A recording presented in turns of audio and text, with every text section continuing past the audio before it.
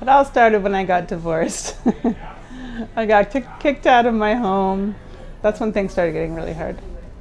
I mean, it was a good thing because we were fighting a lot. He was drinking. So it's a good thing, but it's very hard to be a single mom. So sometimes we do struggle to have enough money to buy groceries. So I go to food banks, which I'm really grateful. I called earlier and you guys said we could just walk in. I don't know. I think so.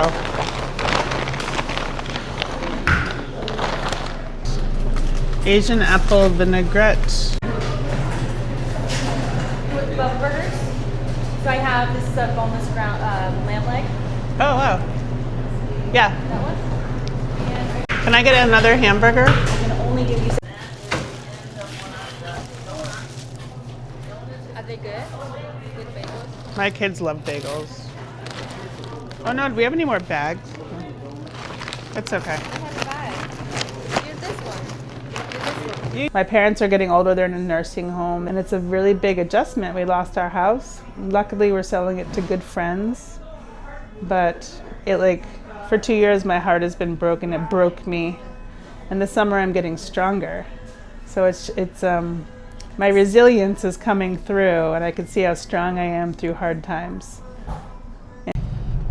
I got it. See my white hair? Yeah, you look great here. I'm very gray. I got my hair dyed.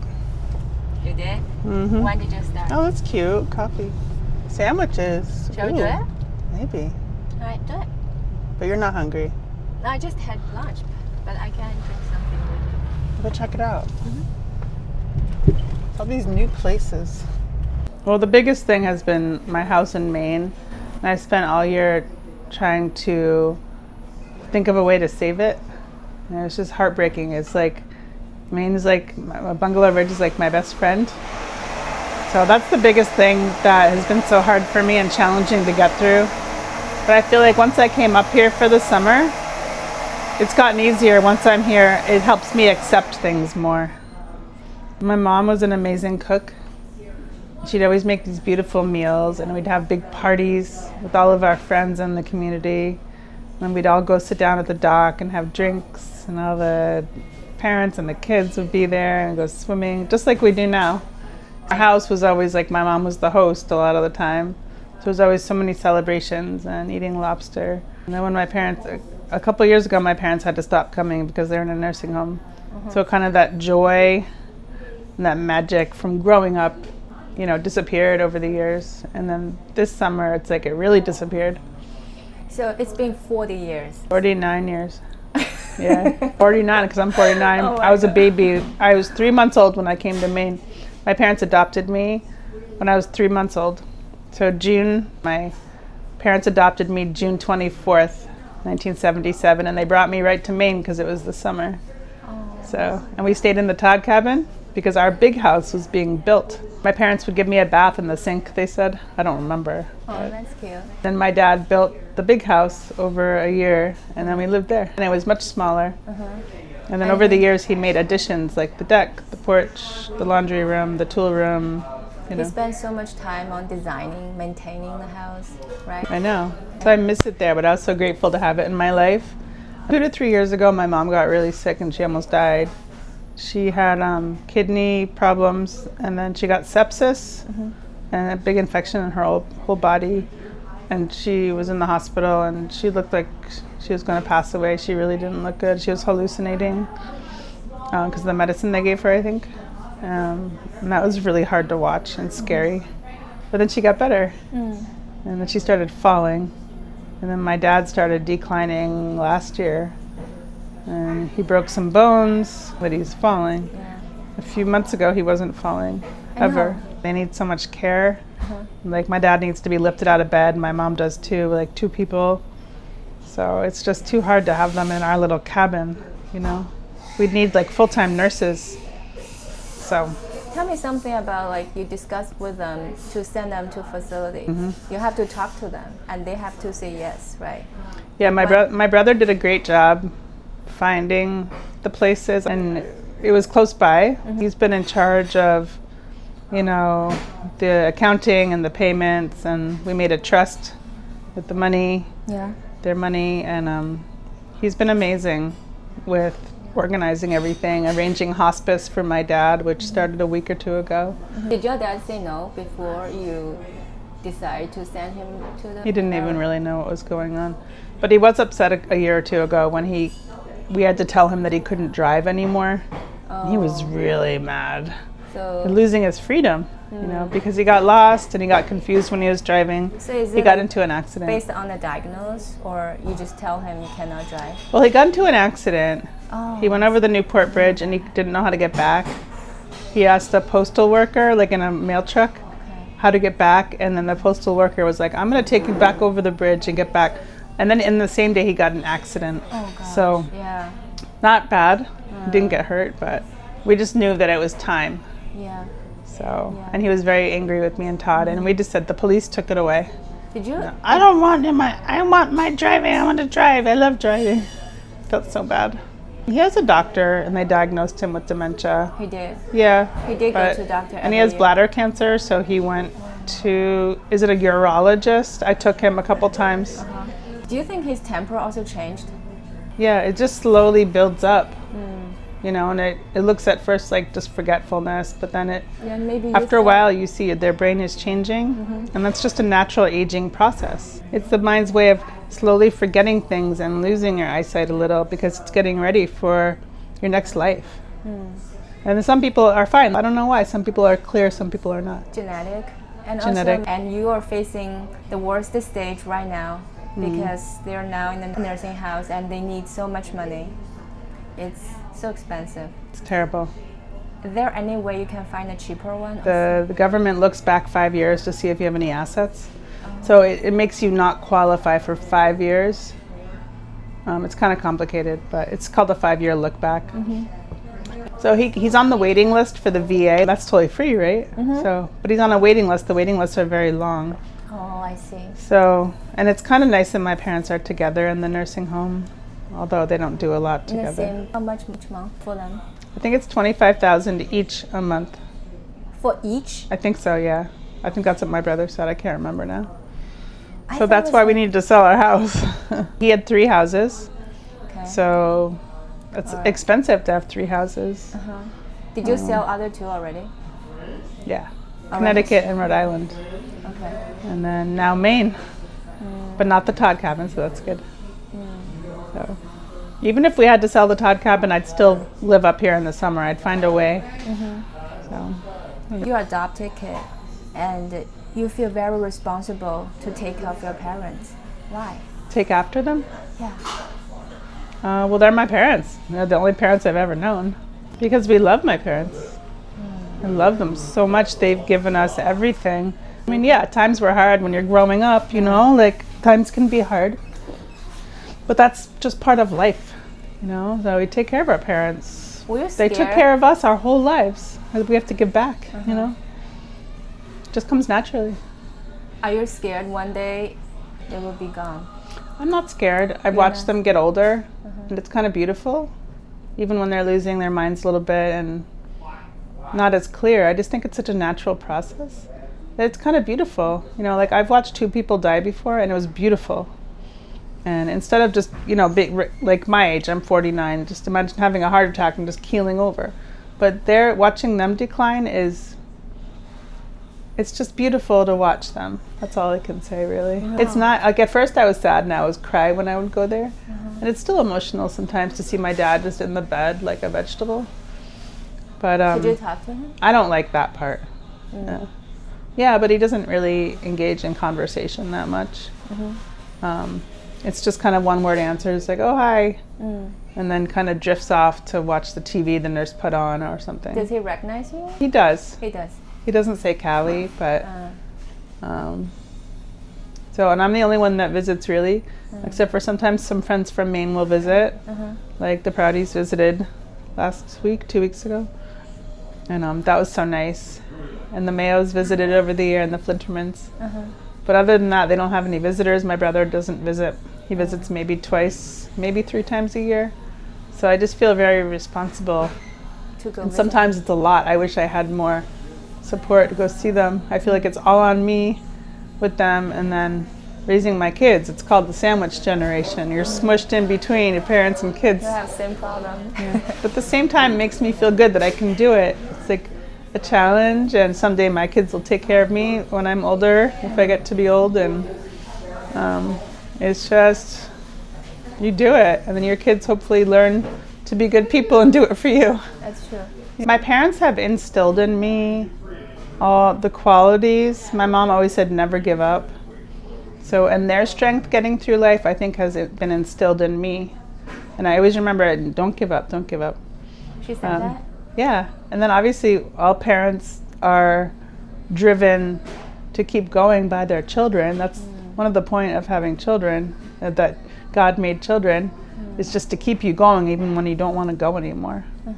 You know, along with being on a bunch of medicines to help me feel better in my brain because I have depression really bad. So all those three things, parents, kids, and medication, are very, very important to me. So, is there any click like you can recognize like I'm not doing well? My therapist really helps me a lot. Her name is Trinette, and she's wonderful. I've been with her maybe a little over a year, and she helps me get to the hospital when I need to get there, because there's nothing I can do to make me feel better. I need to go to the hospital, get new medication, because it wears off after a while. And I've learned that it's okay to go. Some people need to have help and have a break. And my kids will stay with their dad if I go to the hospital. I went earlier this year. So when was the first time you recognized you're depressed? When I was like between 12 and 15, it got really bad. My birth mother was diagnosed with schizophrenia. And then she got cancer and she died at 55 years old. I know that much. So I think it's genetic. And you know, for your whole life, maybe you have to be careful, right? Yeah, so I have to go to the hospital a lot. But I've only been, usually it's 2 or 3 times a year, but then for 2 years I've only been 1 time. Because your medication wears off after a while. For some people it doesn't, but for me it does. Even if I, exercise, eat healthy, or try to be happy, for me, I'm not okay without medication. You're lucky to find those. Yeah, like a lot of them work for schizophrenia and bipolar. So, because I've had like little hallucinations before when I get really depressed. It's like seeing things, hearing things. That's how it gets really bad sometimes. But these help. My medicines help me prevent those things, or make them at least a little better. So I can't think clearly when I'm depressed. Everything's like jumbled. So when I'm on the medicines, it's such a relief because they make me be able to think and be organized in my head and function, and that's easier when I'm working at a job. I can't work when I'm not organized. I admire you, like you're still so confident. Like every time I see you, you're very outstanding, super nice, right? And you talk about this like so normal, like just we have a cold, right? But it's actually a lot of struggling. Is that my door? I don't know. What happened? Says the door has to Oh, sorry. We were talking and I couldn't hear with the coffee maker. Oh, we got in trouble. No, it's us. So exciting. There's a thing right there. This is something I want to ask. Yeah. Like, as a mommy, like everyone has those moments, Yeah. right? And you always have to think about your kids because we're not only one. To have them see you're very bad.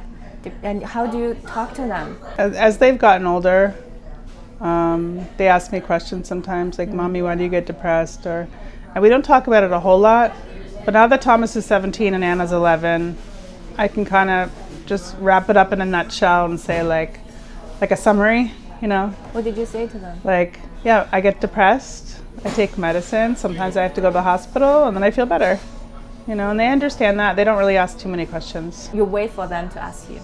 Yeah, or I brought it up before, like when I get home from the hospital or if I haven't been feeling well. I'll just say I was not feeling well. I went to the doctor, hospital, and now I feel better. I make it very brief, Have you ever like heard from them like they're worried about you? Like You can't use a cell phone in the hospital. I see. They don't want you contacting anybody. But I try to ask if I can use a phone to call my kids and just check in maybe one time. It's a safe environment. And there's a great hospital in Providence called Butler Hospital that I go to sometimes. And they just give you a new medication or they increase the one you're on Sometimes I'm there for 2 weeks, you know, and that's usually about how much the insurance will pay, so they kick you out. But usually after 2 weeks of resting, and then the medication, and then some therapy, and talking to the psychiatrist, then you feel better enough and you're ready to go home. After I had Anna, it started happening a lot. Like my body changed, my hormones, my brain changed. Yeah, of course, yeah. You know, like when you give birth, you lose a lot of hormones. And some animals, they eat their placenta after they have a baby. I heard about it. Yeah, postpartum.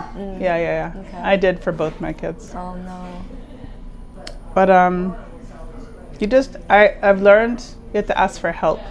I always try to do things by myself, but sometimes I just have to reach out and ask for help. Like, I'm not doing okay, just like everybody struggles in life. Do you have some like very close friend you can call? Yeah, I do. You do. My friend Jen is amazing. My friend Nina is amazing.